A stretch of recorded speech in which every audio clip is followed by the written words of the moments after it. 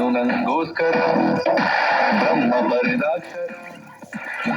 ಬೀಡು ಬೀಡು ಈ ಅಂತರ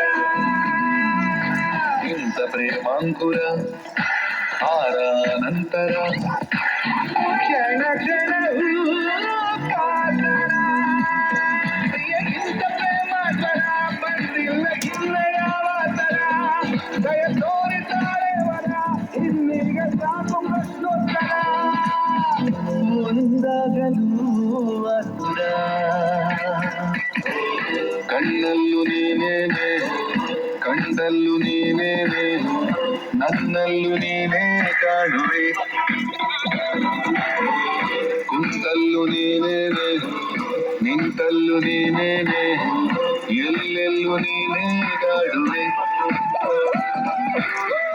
ಯಾರೇ ನಾನಿನ್ನ ಯಾಕೆ